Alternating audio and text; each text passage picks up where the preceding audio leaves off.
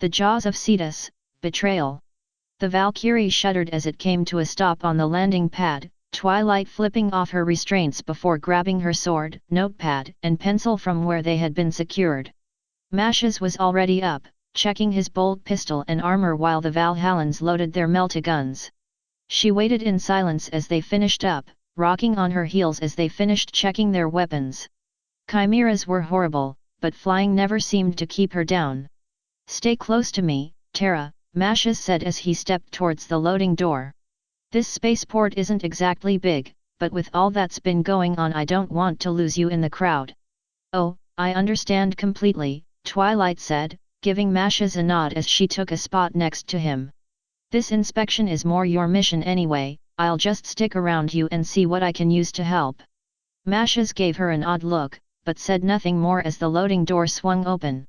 Alexis and Nikolai were the first on the tarmac, Twilight and Mashes following close behind. General Hirsch was there, along with 2 other Kadian officers and a representative from the Rinsguard. The junior officers snapped to attention as Twilight and Mashes stepped out, the Inquisitor giving them a quick nod to stand at ease. "Gentlemen, thank you for accommodating us today. It is an honor to be of service to the Inquisition," General Hirsch said before looking to Twilight. "Lady Terra, my apologies that it has been so late in getting you out here to inspect the facilities." "No trouble at all," Twilight said, giving the general a smile. "The blueprints and readouts I've been provided have helped, though." General Hirsch nodded, stepping aside as he introduced his officers to Mashes. Twilight would have paid attention to the introduction, but her attention had been drawn to the spaceport itself, her mind processing a flurry of information about the structures. The spaceport was a large open tarmac, walled in by a smaller defensive structure than the walls of New Rynn City. It was not designed for heavy space travel like Terra, but it was still large enough to accommodate 2 or 3 heavy transports at a time. Some space had been devoted to maintaining what remained of the Imperial Air Arm, Navy, and Mechanic-Use personnel prepping Thunderbolt and Marauder aircraft for the day's sorties against the Tyranids. Those will have to be deployed if we're to get full use of the tarmac for transports, but then, they'll probably be attacking the Tyranids to keep them at bay. "Terra." Twilight blinked a few times as Alexis spoke. "We're moving up." "Oh, right." Twilight shook her head as she and the Valhallan hustled to keep pace with Mashes and the guard officers. "Sorry, just got lost in thought." "Better than lost in a spaceport, though," Alexis countered, drawing a short chuckle from Twilight. "You know, I heard a joke once about a general who was coming in for a landing at a spaceport. Took him a while to understand that leveled meant that the orcs had just bombed it 10 minutes ago, rather than the field being leveled." Twilight started, but the Valhallan's humor was lost on her. Fortunately, Alexis caught on. It's better when Nikolai tells it," he looked to his brother. "Nikolai, tell Terra the joke about the airfield." "Don't," Mashes called back. "Amusing as your jokes might be, Terra has her own job to do and doesn't need further distractions." "I don't mind, though," Twilight countered. Mashes did not seem convinced, but then it was hard to tell when he had his back to her. There was a pause before she looked to Alexis and Nikolai. "What's gotten into Mashes?" "Lord Mashes has always taken Tyranids seriously," Nikolai said. "Given what we've dealt with before and during our time in service to him, he has good reason," Alexis added. "Personally I don't hate them as much as orcs, but that's just comparing one mark of lasgun to another." "I figured." Twilight looked back at Mashes, who had stopped to show that picture he carried to some local dock workers. "It's just different. He wasn't so cold on Caesarea, even after the encounter with Marcos. He was worried about you." Alexis shrugged. "Maybe now that he knows you can take care of yourself, he's allowed his focus to move elsewhere." "But what?" Twilight said, frowning. "And what's with that picture he keeps showing everyone?" The 2 Valhallans fell silent for a moment, looking to one another as they searched for a good answer. "Let's just say that Lord Mashes isn't as confident in the loyalty of the local defenses as you are." Twilight blinked. Mashes thought that these people would turn on them? For what? Getting eaten by Tyranids? Perhaps his paranoia was getting the better of him. Or maybe he's completely right and I'm just being naive, Twilight thought, a shiver running down her spine. The group had stopped as they were approached by a trio of yellow-clad Astaroths, Imperial fists under Captain Bremer if Twilight recalled correctly. She quickened her pace to get behind Mashes, saying nothing as the group chatted. The Tyranids occasionally test the walls for weaknesses, the Astaroth's captain said. But thanks to our current fortifications they do not stay for long. I would like to expand further to ensure even a direct assault will be flung back, but resources have come up rather short. Is it a logistical issue? Twilight asked, drawing a few looks from the other officers. Maybe it's something I can help with. It more a lack of supplies rather than lack of transports. Bremer replied. But the Sons of Dorn have done more with much less. We will hold. I suppose that's reassuring. Captain, if it's all right with you I would like a moment to inspect the fortifications, Mashes said. There are a few questions I would like to ask the soldiers manning the walls. Of course. This way. Mashes fell in step behind Bremer, Twilight following behind while General Hirsch moved next to her. I see you are still feeling out your evacuation plan, my dear, he said. Well, I have to have something to do. Twilight replied. I'm not much of a fighter, but with logistics I can impact this world in a more lasting way. I hope. I admire one who shows such dedication to a cause. Hirsch looked down to his missing arm. Let us just say I have a personal affiliation with such men and women. While I still find your evacuation to be unlikely, it always helps to be prepared in the event, and your actions have helped to free up some of my men from more frivolous duties. I'd hardly call them frivolous, but thank you. Twilight said, giving the general a smile. By now, they had reached a small lift to take them up the wall, the Astaroths moving to a more heavy-duty setup while the unaugmented humans took the main lift. Well, the Astaroths haven't seen anything, Mashes said as Twilight reached him again. But perhaps those manning the walls might see some discrepancies even the Space Marines may have overlooked. I don't want to sound rude, Mashes, Twilight started. But maybe you're taking this a little too far. Twilight said nothing more as Mashes fixed her with a cold stare. What we do here might be what saves our YNN's world from destruction, he said. I am willing to go as far as I need to for that to happen. Twilight remained silent, finding more interest in her boots now than before. Of course Mashes knew what he was doing, he had been battling these creatures long before Twilight ended up in this realm, he knew the dangers they were facing. For now, she would remain silent. They reached the top of the wall, Mashes leading the way as they linked up with the Imperial fists once more. The wall was abuzz with activity, with Astaroths and guardsmen bringing up weapons and ammunition in preparation for the day's inevitable assault. Twilight kept to the side, praying not to be bowled off the wall by an unsuspecting space marine, though the soldiers did seem to slow out of respect for the entourage moving along the top. What forces do you have stationed here? Mashes asked over the din. 5 regiments, mostly Rinsgard and Mycadians. Hirsch replied. Lord Bremer has also stationed a company of his brother Astaroths to assist us in the event of a prolonged assault. Since the new emphasis on defending the spaceport, such events have become more commonplace, Bremer added. 7 times in the last 2 days alone have we thrown the Tyranids back, and they appear to be getting bolder. You said they were testing the walls for weaknesses, Twilight said. That doesn't exactly sound like testing. Granted, it isn't the same as an orc waddling up to a fortress wall and knocking to see if anyone's there, but what the Tyranids consider a probing raid would be considered by any other race to be a full-scale assault. Hirsch said.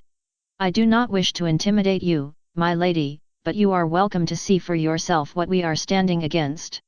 Twilight moved around the general, stepping up so she could see over the edge of the wall. In the field below she could see guardsmen and Astaroths preparing additional defenses, strings of barbed wire and mines stretching for several meters down the slope. Other obstacles such as trenches and spike traps rested beyond that line, watched over by a few light scout sentinels that could maneuver the obstacles easier than heavier vehicles. And beyond that, the horizon seethed with thousands of Tyranids, a rolling blue and white wave preparing to break over whatever stood in its path. We will hold. Hirsch said from behind Twilight. We've held them back for well over a year now, even that swarm will not lay us low. Sure, Twilight said, trying to regain some of her confidence. But how many of us will be left standing when we reach that point? There was a pause, silence hanging over the group before Twilight turned back from the wall. She would have said more, but they spotted a runner heading up from down the wall. General, the runner called, giving a quick salute before continuing. General, the Tyranids have started a full push in the southwest quarter, the 501st is in full retreat and reporting 70% casualties. How long until they reach the spaceport? Hirsch asked. 30 minutes, if the secondary defenses do their job. Twilight shifted on her feet. The defenses around the spaceport were by no means weak, but there were still plenty of support personnel in and around the base that could get caught up in the assault. Diverting a few Valkyries and Chimeras to extract them could work, but given how the Hive fleet's attacks never seemed to slow once they got going, some would still be caught in the open. Many people would still die today. Have all personnel take up defensive positions, Hirsch started. Tell the Navy and Mechanics to get their aircraft up before the Xenos keep them pinned down, and alert the city defenses that they will be drawing some attention as well. The runner saluted before starting off again, Hirsch turning towards Captain Bremer. I leave the deployment of your brothers to you, Lord Bremer. We will join you at the walls, the Asteroot's captain said. No Xenos will break these defenses if I have anything to say about it. The general nodded his thanks, now turning his gaze to Twilight and Mashes. Lord Inquisitor, he started. I suggest you return Lady Terra to New Rynn City to wait out this attack. I'm not leaving, Twilight said quickly, drawing a look from both Mashes and Hirsch. There was a pause as she tried to work out what she just said before continuing. I've spent most of my time here cooped up in an apartment while hundreds of soldiers put their lives on the line for this world. My work is all well and good, but I want them to know that I'm ready and willing to fight alongside them, no matter the odds. It might be risky, General Hirsch started. We'll keep an eye on her if things get to be too much, Mashes said. Terra knows how to handle herself in times of danger. The general did not seem convinced, but after a moment gave a sigh and a short nod. I suppose your powers will come in handy against the enemy, he said. Just be careful, I would hate to have the Empress student fall on my watch. It won't come to that. Twilight said. The general nodded again before moving to leave, calling orders to other subordinates as Mashes turned to face Twilight. While I am certain that you could handle yourself, he started. I want you to stay close to me, and away from the battle if possible. Your knowledge and powers are far too substantial to risk in a simple skirmish like this. I know. Twilight said, closing her eyes for a moment. But if I just sit idle and safe, what does that mean for my desire to save the people of Rynn's world? I have to do this, Mashes, and I can't keep running from the reality around me. Of course. Mashes said. Let's get moving, then, we need to be ready for when the Tyranids arrive. Rebecca led the way, Judith keeping the stretcher steady as they hurried towards the field hospital. Their patient was unconscious, shock from having lost both legs to bioplasma having finally won out over alertness, but the sisters were not going to let him slip further. Sister Bianca was ahead, surrounded by the injured and dying. Her white armor was stained red and brown from blood, a macabre mosaic against the hospital's calm exterior. She silently motioned for two orderly to take away her latest patient, the Renites hustling away the injured Kadian as Bianca turned to the two sisters. Who's next? She asked. This is the last from the most recent Valkyrie, Rebecca said, gently lowering the man to the ground. Bianca stepped up and examined him for a moment, pausing before reaching to read the man's dog tags. Another pause, and she knelt down and began to pray. Empress, another soul is conducted to your side, she whispered, gently taking the tags from the man's neck. He was called Jonas Haydn, a servant of your world Kadaya, and his service to your throne has come to an end. Let not his light fade among the tides of the warp, but shine as a reminder to all of humanity's survival against the night. Bianca and the other sisters made the sign of the Aquila, and then the orderlies stepped up to remove the body. There was a pause before Bianca gave a weary sigh. I have served on countless battlefields and seen many die, she said. But it never gets any easier. We are always here to help you, Sister Bianca, Rebecca said, kneeling so she was at eye level with the hospitaller. You do not have to face this trial on your own. An exaggeration, perhaps, but Rebecca could see Bianca smile in appreciation. If it would help the older woman through the day, that was all she needed. Thank you for your support, Rebecca, Bianca said before looking to Judith. You as well, Judith. Always happy to be of service. Judith chirped, her voice muffled by her helmet. We should probably be heading back to the landing zone, though, there are bound to be more soldiers in need of treatment. You go on ahead, Judith, Rebecca said. I'll be here with Sister Bianca to help clear more space. Judith nodded, turning and exiting the field hospital while Rebecca turned back to Sister Bianca. What are your orders? I hardly have orders for you, Rebecca. Bianca said, rising back to her feet and grabbing a nearby towel.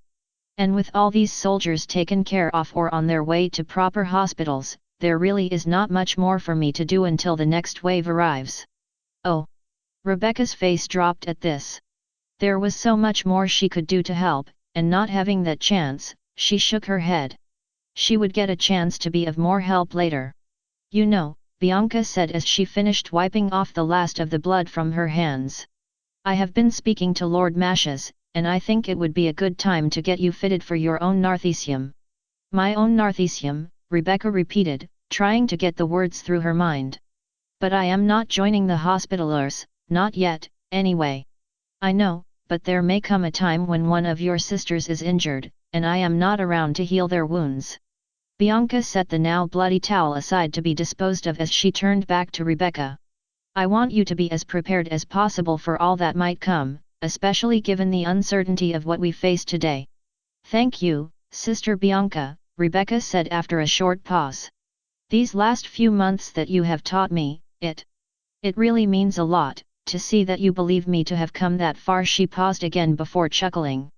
Look at me. I haven't been this tongue-tied since I was made a full sister.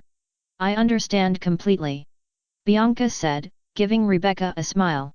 You are a fine young woman, Rebecca, and I think you will go far in whatever path you choose, sister of battle or hospitaller. We've got more wounded. Rebecca stepped to the side as Ruth and Veronica came in, another stretcher between the two of them. The Rinsgard 22nd also took some casualties in the fighting. They're coming in with the last of the 501 St.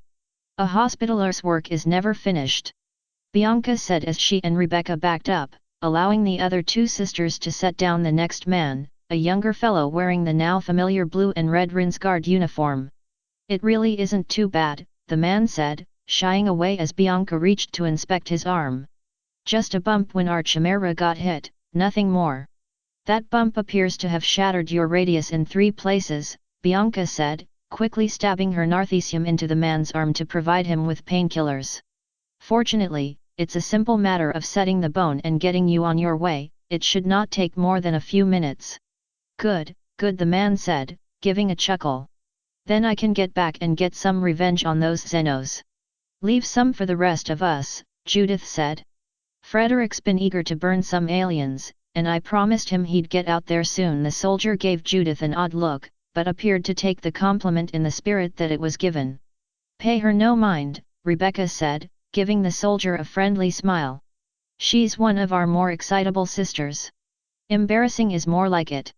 Ruth mumbled, unslinging her bolter before continuing. I think I may move up to the wall soon, just to check if there are any more approaching shuttles. Good thinking, Bianca said, moving down the soldier as she checked for more injuries. While you are out, please have Sister Naomi requisition some more painkillers. I have to say that my stock is running quite dash. Bianca stopped, a frown growing on her face. Sister, is something wrong? Rebecca asked. Perhaps. Bianca rolled up the patient's shirt, revealing a small scar about the length of a man's pinky beneath his rib cage. Soldier, where did you get this? The man said before glancing at the scar. Oh, that. Well, it was some time during basic training, I think. We'd finished up drills for the day and had a night on the town. I suppose things got a bit rougher than I remember. I see. Bianca said, her frown not wavering for an instant. Rebecca began to feel worry building inside her. Bianca was always one to show concern, but this was different, deeper. So offset by the Hospitaler's deep focus, Rebecca was caught off guard when Bianca reached up and slashed the man's throat with her narthecium, the dying soldier gurgling as Bianca moved back to the scar. "Sister! What are you doing?" Judith cried, reaching for her heavy flamer. "Do not bring your wrath upon me, sisters," Bianca said, her voice cold as she carved open the dead man's chest. "This soldier was dead long before you brought him to me." Rebecca sputtered, trying and failing to make sense of what she was seeing. Bianca had sworn time and again against taking life, but here, what in the Empress' name was going on? "If my fears are correct, we should find the source of the scar, here." With a grunt, Bianca yanked something free from the corpse, Rebecca recoiling when she saw that it resembled a fanged brain. "What is that thing?" she cried, reaching for her bolt pistol as Bianca examined the brain. "Ryn's world's doom, if we are not vigilant enough," Bianca growled, slowly crushing the object in her hand. "Not all victims of the Tyranids are torn asunder, some are captured and impregnated with these things, to become spies and drones by which the Hive fleet may infiltrate imperial society. They become administrators, preachers, laborers, and soldiers. All subtly work against a world until the time is right, then they rise in rebellion so the planet's defenders die before the Hive fleet even arrives." "You mean he was a heretic?" Ruth said, looking to the corpse. "But, he looks normal. Not all heretics cut themselves in service to dark gods," Bianca said, tossing away the implant and rising to her feet. "We must warn Lord Mashes that there is a gene-stealer cult active on Ryn's world, and it has infiltrated the defending forces." Rebecca said nothing, looking down at the dead cultist. Even battling against Xenos as terrible as the Tyranids, there were still those that would give themselves willingly to the Horde. "It's almost like the techno-heretics of Moria." She shuddered. Thoughts of that first mission were not needed now. But then, "It's good that we caught it here, though." Rebecca was drawn back to the conversation by Veronica. "Who knows how much damage they could have done if that soldier was left unnoticed." "But," Rebecca started. "Isn't this soldier one of the Rinsguard? The gene stealers don't play favorites when it comes to picking targets." Bianca countered. "Rinsguard, Kadian, all are targets to the cult." "But if he received the wound in basic training," Rebecca started. "Wouldn't that mean the cult has been here for years before this war started?" All the sisters fell silent, a look of dread filling Bianca's eyes. Slowly she turned, her gaze falling upon the other members of the Rinsguard that were resting about the field hospital. Members that were now eyeing them with much more interest than was typical of a human. "Oh God," she whispered. "We are betrayed." Rebecca's hand fell to her sidearm, just as one of the Renite orderlies dropped the medical supplies he was carrying and grabbed a nearby scalpel. "They know," he shouted. "Slay them all in the name of the four-armed Emperor." The other Renites gave a cry, an alien shriek that sent a chill down Rebecca's neck. They reached for weapons, producing not just scalpels and improvised clubs but jagged knives and even crude pistols from hidden compartments around the hospital, and with another cry they charged headlong towards sororitas and injured soldiers alike. Rebecca whipped her pistol out, firing at the orderly that had initiated the attack. The mass reactive bolt around made short work of the cultist, splattering him across the next group of his fellows as they stumbled over one another in their rush to kill. Some had merely turned on other patients, hacking and slashing at the defenseless soldiers while the sisters tried to push back.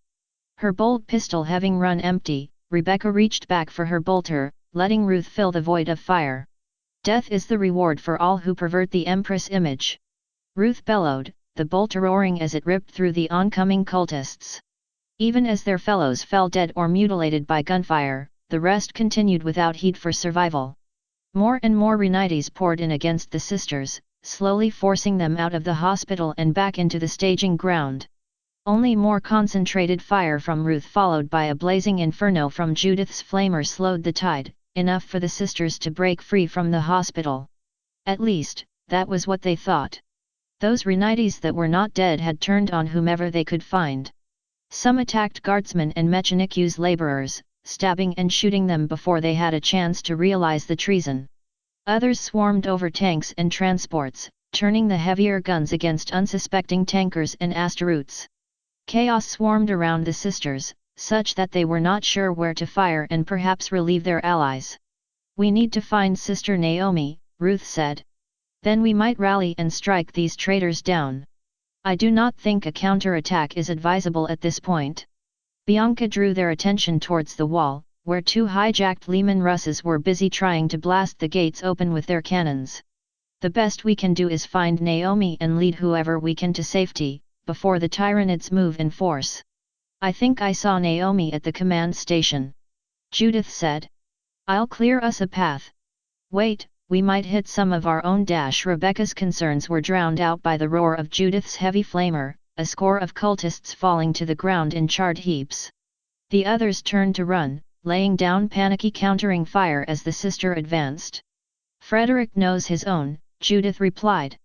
"He'd never hurt anyone but Xenos and heretics." Rebecca could think of several dozen reasons why that would not be true, but said nothing more as she and the others followed their sister. Battle was constant around them, cultists pressing in against the rallying guard, but surprisingly the path before them was clear enough for them to hurry back towards the command center with little difficulty.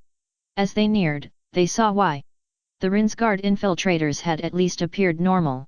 The monsters attacking the command post were anything but. Some had oversized heads marked with chitinous ridges, while others had 3 or 4 arms ending in clawed hands.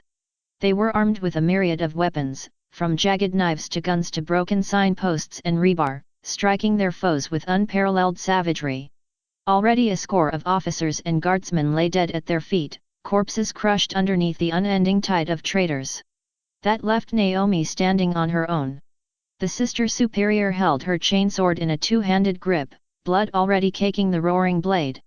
Her helmet had been torn from her head, leaving a trio of cuts running down the left side of her face from where the Xenos' claws had raked her skin. Still, the cultists gave Naomi a wide breadth, 3 of their shattered compatriots serving as a warning to those that ventured to close. Ruth and Rebecca brought their bolters up, gunning down several of the cultists before they could press against Naomi. Judith stepped out and fired as well, a wall of flames shielding the sisters as they rushed to their superior's side. "Naomi, are you injured?" Bianca said as she reached Naomi. "Nothing that I haven't survived before," Naomi growled, lowering her chainsword as she turned to face the others. "What is the situation?" "Most of the Rinsguard appears to be in revolt, and they're taking out the gates as we speak," Veronica said. "How on earth can these creatures act so quickly?" "That doesn't matter now," Bianca added. "We need to find a point where we can reform our defenses, and alert Lord Mashes and Terra of the danger." Rebecca's heart dropped. Terra was still out there, and perhaps the cult went far enough that the airbase's defenses were compromised. If she was injured while the sisters could do nothing. "Empress, please protect your student until we can come to her aid. The cultists are coming back," Judith cried. "We need to get out of here." Rebecca moved up to Judith's side, raising her bolter as another wave of cultists came towards them. Most were Rinsguard, but a few were like the mutants that had attacked Sister Naomi, surrounding a much bigger beast wielding a modified threshing flail. Judith doused them with another blast of fire, but the larger beast and its rabble came charging in, weapons at the ready. Rebecca ducked away as the leader swung at her, the flail scraping across her chest armor as it passed by. Naomi rushed forward to intercept, bringing her chainsword down towards the monster's head, but it raised the handle of the flail and blocked the strike easily. With a growl it thrust its arms forward, knocking Naomi off her feet as its free hand grabbed towards her head. This action was stalled by Veronica, bolter shells reducing the beast's arms to pulp. Once more the monster roared, sweeping its flail towards the other sisters heedless of all wounds. Rebecca had just enough time after caving in the head of one mutant to watch as the flail struck Bianca square in the stomach, lifting the hospitaller off her feet. Bianca spat blood, droplets cascading to the ground as she collapsed in a heap a meter away from the fight, her body limp long before she hit the ground. The mutant sneered as it advanced on Bianca, raising its flail in preparation for a final strike. That strike never came. With a roar Naomi jumped on the monster's back, swinging her chainsword around until it dug into the mutant's throat. The monster dropped its flail and tried to dislodge Naomi, but the Sister Superior wrapped her arm around its back, grabbing the back of her chainsword and pulling up.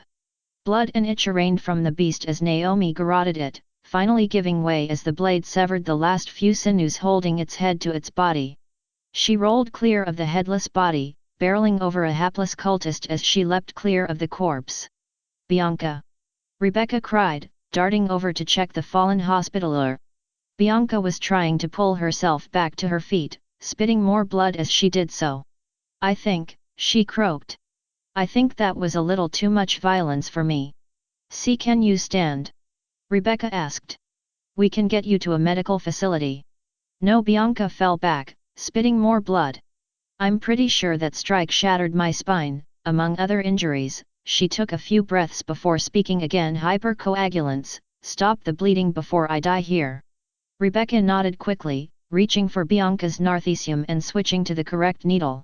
Shifting Bianca's arm, Rebecca jabbed the needle into the softer parts of Bianca's armor, the injured woman giving a wince as it pierced her flesh. "The mutants have let up, for now," Rebecca heard Veronica say from behind her. "How is Bianca?" Rebecca started, her voice wavering. "She's hurt badly. We need to get her out of here." "Then let us waste no time talking about this," Naomi said, stowing her chainsword away as she reached for her combi flamer. "You two carry her, Judith, Ruth, and I will make sure the enemy does not waylay us further." Rebecca nodded, moving and slipping her arm under Bianca's back. Veronica did the same, the two sisters gently lifting Bianca up while the others formed up around them. The path ahead was miraculously clear, Judith and Ruth taking point while Naomi covered their rear. Quietly, as chaos raged around them, the sisters slipped into New Rynn City. The Lion watched as his forces pounded away at the hive nodes. Whirlwinds and Vindicators, supported by hundreds of Imperial Guard tanks and guns, poured fire down on the Tyranid structures, the great organic monoliths quivering with every strike.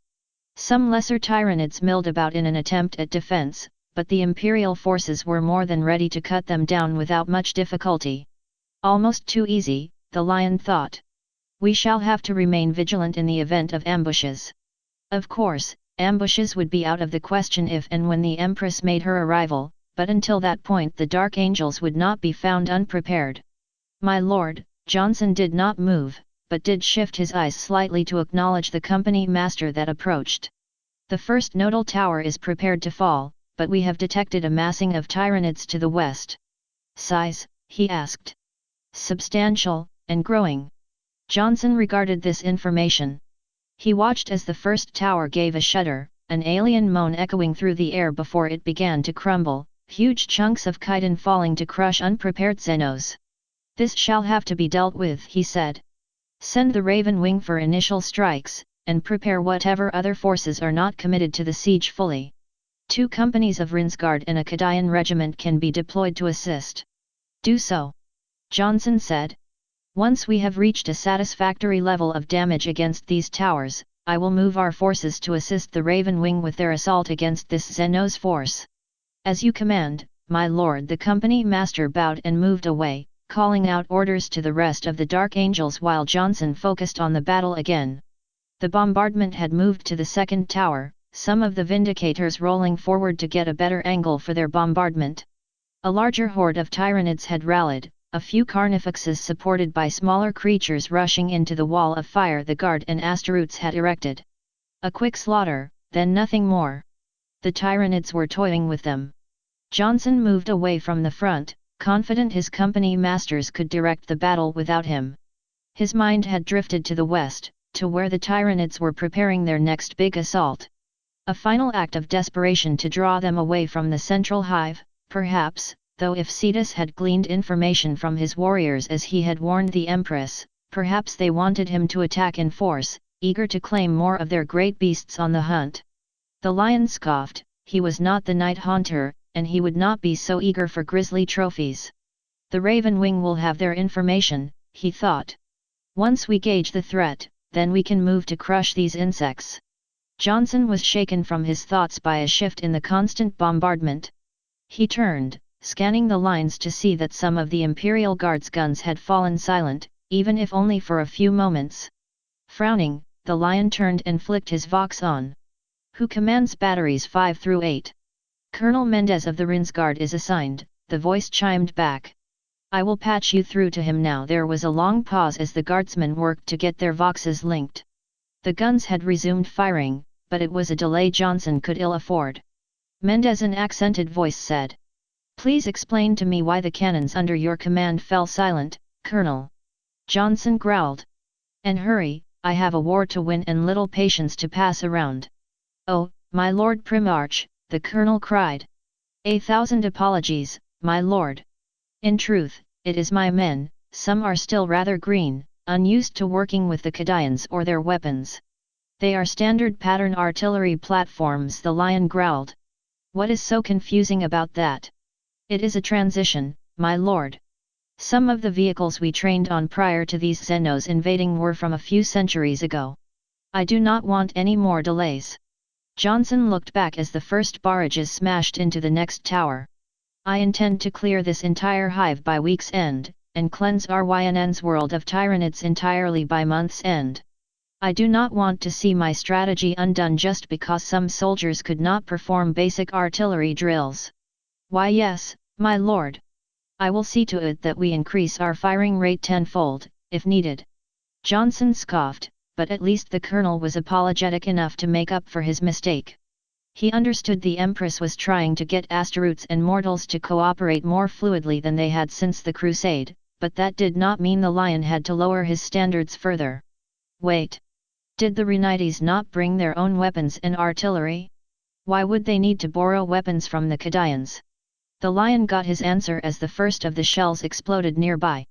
Shrapnel scraped against his armor, though some Kadians and a few of his own sons were not so fortunate. Cursing, the Lion drew himself back up, drawing his sword as he looked towards the lines. Those cannons were now firing down on his lines. The Rinsguard had betrayed him. "Silence those guns," he roared. "Draw our forces back before the Tyranids can exploit this treachery." Were the distance not so great he would have slain them himself, but several of the Dark Angel's tanks and heavy weapon teams had received the message. Predators swung their autocannons and lascannons around, taking aim as another volley of fire smashed into the assembled ranks of the Astaroths and destroyed one hapless whirlwind. As the Astaroths tanks fired on the turncoats, the Lion could see his main assault having come under attack as well. Burrowing organisms surged out against the tanks and troops, tearing through squads before the heavier guns could be brought to bear. From above, flights of crones, harpies, and gargoyles came swooping down on the Dark Angels, spitting bioplasma at those the first attack had not killed. The Dark Angels were not cowardly enough to be broken by this assault, but as the guardsmen with them pulled back, even the bravest of the Astaroths began to waver against the swarm. The assault was falling apart. The Lion could not allow that. "More of the Rinsguard are turning against us," a company master called through the Vox. "Orders, my lord. Cut them down, then prepare for attack," Johnson said. "The Tyranids and their traitor allies think to drive us from this point, but to show weakness now is to deny the Empress a clear path from which to drive these Xenos from the world. Have all units pull back to my position, and we shall strike the Xenos from there." "At your command, my lord." The Lion clenched his fist, his sword quivering in his hand. Everything was going so well, and to be betrayed like this. "The sting of Luther remains, I should not allow its poison to drive deeper." "Bring me an astropath," he said. "I must speak with the Empress at once." Twilight spread her hands wide, purple lightning pulsing between them and down her arms. Once she had built up enough energy, she brought them together, a single beam of light flashing between her and her target, a brain-like zoanthrope that had been coordinating the attack on the wall. The zoanthrope's psychic shield shattered as Twilight's lance punched through it and its caster, the Tyranid swelling up before exploding in a shower of green energy. Almost a dozen swarming gaunts nearby fell dead from the psychic backlash, but more were eager to fill their spots as they continued their swarm towards the wall. Such had been their situation for the last half hour. Twilight stepped back, pulling her sword out while Alexis and Nikolai took the walls. Their meltaguns made short work of those Xenos that had started to scale the wall, molten slag began all that remained of a brood of warriors that had ascended. Twilight shifted her energy to support the Valhallans, a purple shield rising up to deflect a storm of bioplasma spewed out by a strafing crone. "Do your best not to strain yourself," she heard Masha say from her side. "The shadow must be pretty strong with the amount of psychers they've been throwing at us." "I'm doing fine," Twilight countered, slinging another bolt into the air to knock down an injured harpy. "And the Empress taught me all about keeping my limits in mind. I'm not about to overtax myself and leave you all on your own." "I certainly hope not," Mashes replied. As he reloaded, Twilight turned to survey the rest of the defenses. Constant loss and bolter fire was enough to keep the swarms at bay, while quad autocannons blazed away to reap a terrible slaughter on the oncoming hordes of gargoyles and larger flyers. She could see Captain Bremer on the forefront of the defense, bolt pistol steaming as the Asteroutes vaporized an unlucky Tyrannid with a single strike from his power fist. Twilight did not know much about defenses, but this one seemed to be doing well. "Terra!" Mashes drew Twilight's attention back to reality. "Go alert General Hirsch, we've got a bio-titan incoming." Twilight blinked, following Masha's gaze out over the battlefield. Thundering up the field was a monster easily 15 meters tall, carried forth on 4 long spider-like legs. Underneath its gaping maw were 2 massive biocannons, the nozzles dripping corrosive ichor with every step the creature took.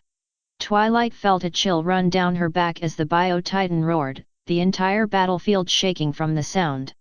Twilight did not have to ask more questions. She darted off, ducking around other defenders in search of the general. Hirsch had set up his command post further down the wall, near one of the fortified bastions currently pouring fire into the sky. "General." "Lady Terra," Hirsch said, not turning his attention from the Vox setup. "If this concerns the Bio-Titan, I am doing what I can to resolve that problem." A pause as Hirsch listened to the other line. "What do you mean cannot target properly?" "It's a thrown damn Bio-Titan, it's not difficult to miss. Blow that thing's legs off and leave it for the Knights, or I'll throw your dead corpse to the Tyrannids myself." With that Hirsch tossed aside the receiver, giving a long sigh before he composed himself. "Apologies, my dear, sometimes the PDF can be a little hesitant even when adequately armed." "They're just doing what they can," Twilight offered. "Not all of us are as battle-hardened as you are. Once more your wisdom shines through." Hirsch gave another sigh before continuing. "This command post doesn't give me a good view of the front. Come with me." With that Hirsch and a few bodyguards started off down the wall, Twilight following behind. "I imagine that in future campaigns the Empress may place you in command of her armies," he said, not even dodging as a bioplasma blast tore through a fortified position. "In that event, it is always wise to actually get out into the thick of things, even if just to get a better idea of what your men are facing." I see." Twilight started. "I understand that with your ties to the Inquisition, you are already aware of that situation." Hirsch looked back to her. "But that is merely the tactical view. Sometimes, you must move back to the strategic view if you are to win a war. Stabbing a Tyrannid is all well and good, but proper positioning of your forces to destroy a whole swarm will often mean the difference of life and death for hundreds of soldiers." Hirsch stopped at an empty point in the wall, he and Twilight looking out at the advancing Hierophant. The beast paused, leveling its massive biocannons in preparation to fire against the wall, but before it could attack 4 heavy plasma shots raced out from nearby defenses, smashing through one of the monster's legs. The Hierophant roared, staggering as its defenses tried to hold off the Imperial fire. Not a killing blow, but Twilight could not help but smile at this success. They could win this. "Good shooting," Hirsch said, stroking his mustache. "Unfortunately, the Bio-Titan is still standing.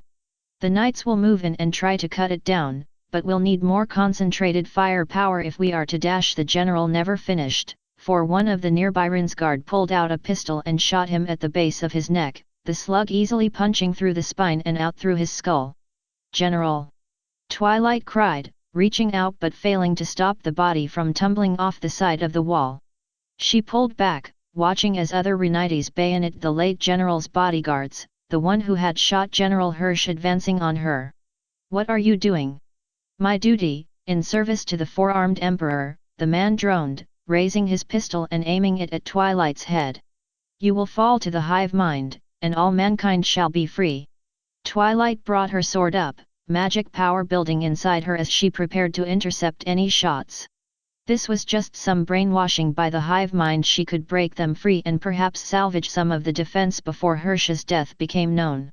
Hopes of breaking them free were dashed when a sword punched through the leader's chest, Mashes giving it a twist as he bisected the man. The others were set upon by the Valhallans, Nikolai vaporizing one with his meltagun while Alexis clubbed the other with his gun. Mashes! Twilight cried. He. I know, I saw them, Mashes growled. It was just as I feared. Gene Stealers. He regarded Twilight for a moment, his gaze softening. Don't beat yourself up over it too much, those men were serving the hive mind long before we got here. There was nothing you could have done to save them. Twilight swallowed. She had read briefly about the Tyranids' infiltration organisms, but never thought they could strike this far into an imperial defense. But if changelings can replace a princess without anyone noticing, who's to say these things can't subvert a fortress? What can we do? She asked. Get off this wall and alert New Rynn City, Mashes said, heading towards a nearby lift. If Gene Stealers have infiltrated the Rinsgard, it's only a matter of time before they throw open the gate of the city and let Cetus slaughter everyone inside. We need to get back to the city, alert Lord Navarez and Corax before Mashes was cut off by a massive explosion. As they had been talking, the Bio-Titan had righted itself and taken aim, now unhindered by macro cannons overthrown by cultists. One salvo from its biocannons was all it needed to strike the wall, acid and sheer force blowing apart stone and steel as if they were rotting wood. Captain Breamer and several of his Asteroutes died instantly in the salvo. Twilight could only stare dumbly as masonry rained down on the swarm of Tyranids flowing through the gap. Terra! Come on, now! Twilight could feel Alexis pulling on her arm, though it took a few more tugs for her to start moving again. Mashes led the way, dropping two cultists with single head shots as they charged towards the lift. Other Tyranids began to mount the walls, ripping at those guardsmen the cultists had missed. Amidst the confusion, Twilight and the others made it to the lift, the device lowering them towards the ground at a painfully slow pace. What if they've already attacked the city? Twilight started, her hands trembling. Naomi, Bianca, they're still at the wall. They could get caught by the Gene Stealers too. I can teleport us. No, Terra, Mashes snapped. We can't teleport that distance without you straining yourself, and then we'll all be killed. Some of the Valkyries should still be ready for takeoff, and we might be able to outrun the horde from there. Twilight worked her jaw, trying and failing to come up with a good argument to convince Mashes.